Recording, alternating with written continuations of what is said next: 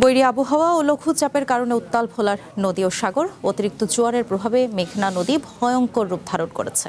সেখানকার আর খবর জানাতে আমাদের সঙ্গে এই মুহূর্তে যুক্ত হচ্ছেন মোকাম্মেল মিশু।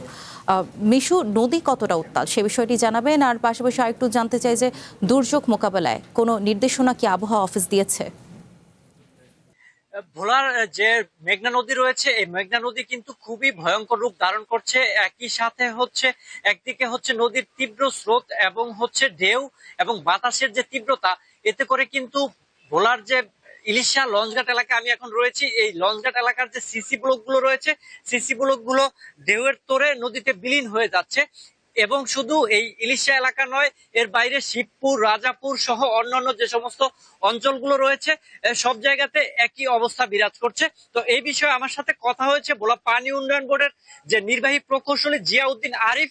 তিনি আমাকে জানিয়েছেন তারা ইতিমধ্যেই কিন্তু এই ভোলার নদী ভাঙন রোধের জন্য একটি প্রকল্প গ্রহণ করেছেন। সেই প্রকল্পটি পরিকল্পনা মন্ত্রণালয়ে রয়েছে।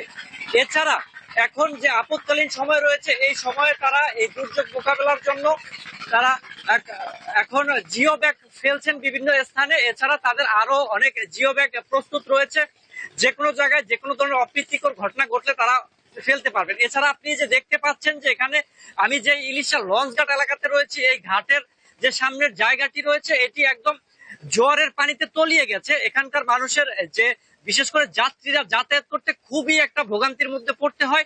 এই হাঁটু পর্যন্ত পানির মধ্যে দিয়েই কিন্তু মহিলা, বাচ্চা সহ বৃদ্ধ যারা আছে সবাই যাতায়াত করতে হয়। কিছুক্ষণ আগেও একটি লঞ্চ আসছিল ঢাকা থেকে ছেড়ে, সেই লঞ্চের যাত্রীরাও কিন্তু এখানে এই পানির মধ্যে দিয়েই তারা পার হয়েছে।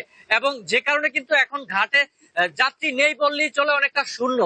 এর পাশেই আবার রয়েছে একটি ফেরিঘাট রয়েছে, ফেরিঘাটেরও কিন্তু একই অবস্থা। ফেরিঘাটের যে গ্যাংওয়ে, সেই গ্যাংওয়ে ডুবে, আপনি হয়তো দেখতে পাচ্ছেন আমার ক্যামেরায়, ফেরিঘাটের গ্যাংওয়েটি ডুবে।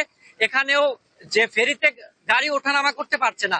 এতে করে কিন্তু যে যানবাহন চালকরা রয়েছে তারাও খুবই ভোগান্তির মধ্যে রয়েছে।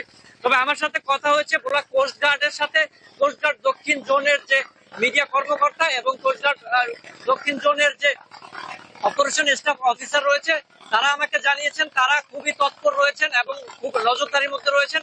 কোথাও কোনো ধরনের অপ্রীতিকর ঘটনা ঘটলে তারা তাৎক্ষণিক ব্যবস্থা গ্রহণ করবেন বলেও তারা আমাকে জানিয়েছেন। তো সার্বিক বলা চলে যে ভোলার বৈরী আবহাওয়া ক্রমশই খারাপের দিকে যাচ্ছে, তবে প্রশাসন প্রস্তুত রয়েছে বলে তারা আমাকে জানিয়েছে। তো এই ছিল আমার কাছে এখন পর্যন্ত ভোলা থেকে সর্বশেষ।